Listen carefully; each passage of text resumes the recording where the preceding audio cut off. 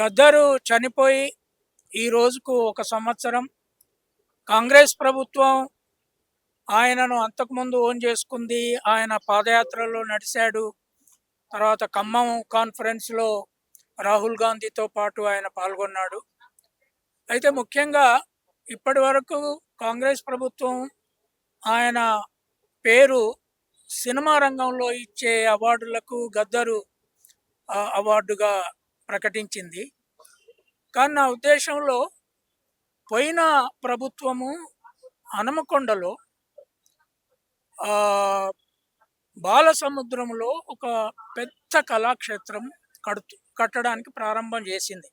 ఆ కళాక్షేత్రానికి మొదటి అంచనా 160 కోట్లు, దగ్గర ఇప్పుడు 200 కోట్లకు దాటింది. అది నేను పోయి చూసిన చాలా పెద్ద కళాక్షేత్రం. అయితే అది గద్దరు చనిపోకముందు ప్రారంభమైంది.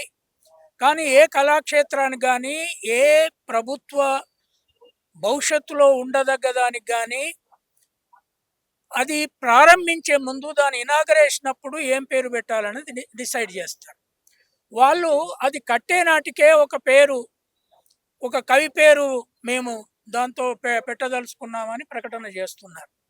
నేను అనేది ఏంటి అంటే, ఈ ప్రభుత్వము ఆ కళాక్షేత్రాన్ని గద్దర్ కళాక్షేత్రంగా దానికి పేరు పెట్టి అక్కడ ఆ కళాక్షేత్రం ముందు పెట్టడానికి ఒక ఆయన ఆల్రెడీ 45 లక్షలతో ఒక విగ్రహాన్ని చేయించి ఇచ్చాడు. చాలా బ్రహ్మాండమైన విగ్రహాన్ని చేయించి రెడీగా ఉంచాడు.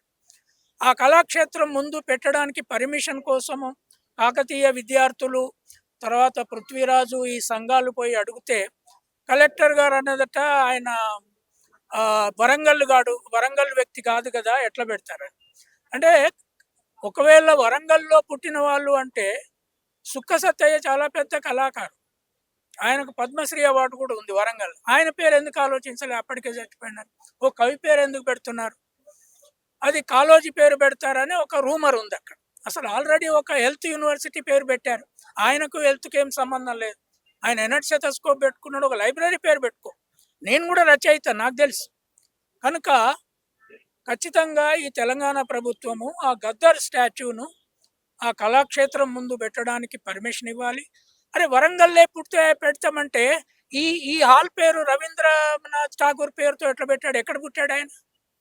అంటే కొన్ని కులాలకేమో దేశమంతటి ఉంటాయి.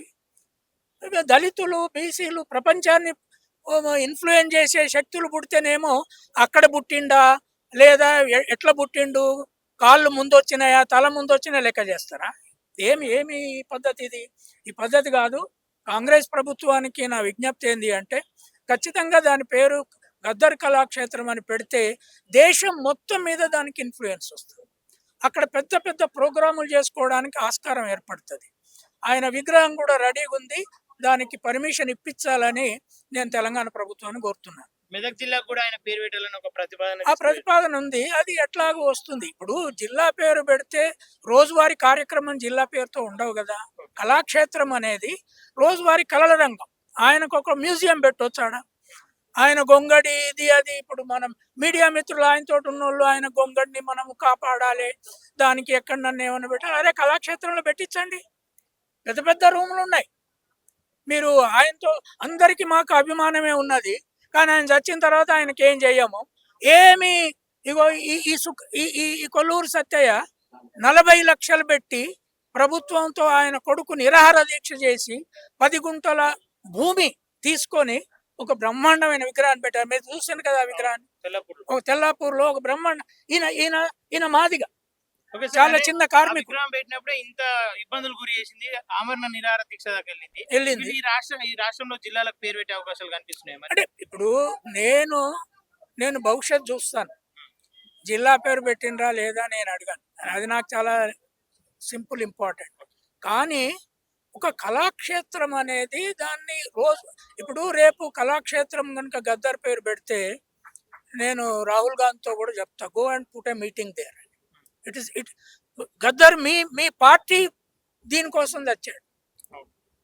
మీ పార్టీ పాదయాత్రలో పాల్గొని గుండె సమస్య వచ్చి చచ్చిపోయాడు. You go and have a public meeting there. You address a meeting before the Kalakshetram. Gaddar ఎప్పుడు పేరు ఉంటుంది కదా. అందుకని అనేది ఏంటి అంటే, దళితులు, ఓబీసీ గద్దరు ఒక్క దళితుల సింబలే కాదు, అంబేద్కర్ ఎట్లాగైతే కాదు, పూలే ఎట్లాగైతే ఒక్క కులం సింబల్ కాదు, గద్దరు కాదు. గద్దరు, నేను బీసీగా మాట్లాడుతున్నా. ఇంతవరకు దళిత లీడర్లు ఇక్కడ మాట్లాడినారు, ఎవరైనా అడిగారా? నేనే ఎందుకు అడుగుతున్నా? కనుక నాకు చరిత్ర తెలుసు. నాకు ఈ ఈ వ్యక్తుల శక్తి ఎన్ని వందల ఏండ్లు, ఎన్ని వేల ఏండ్లు ఉండగలదో తెలుసు నాకు. ఓకే సార్, ప్రభుత్వం దీని మీద స్పందించకపోతే గతంలో కూడా 3 రోజులు అక్కడ విగ్రహం కాడ కూర్చొని కొట్లాడారు ప్రభుత్వం దగ్గర తెల్ల ఆల్రెడీ ఇవాళ అక్కడ పిల్లలు అక్కడ పోయి గద్దరు వర్ధంతి చేసి ఫోటోలు ప్రచారంలో పెట్టారు. I will show you. ఇగో అక్కడనే పెట్టారు ఇక పిల్లలు, అక్కడ వర్ధంతి ఆయన ఫోటో పెట్టి ఆయన వర్ధంతి చేశారు. నేను అనేది ఏంటంటే ఇది న్యాయమైన డిమాండ్. గద్దరు పేరుతో కళాక్షేత్రం పెడితే ముఖ్యమంత్రికి పేరు వస్తుంది, ప్రభుత్వానికి కల్చరల్ మినిస్ట్రీకి పేరు వస్తుంది. Because is a cultural hero, is a cultural symbol. Thank you. Thank you sir.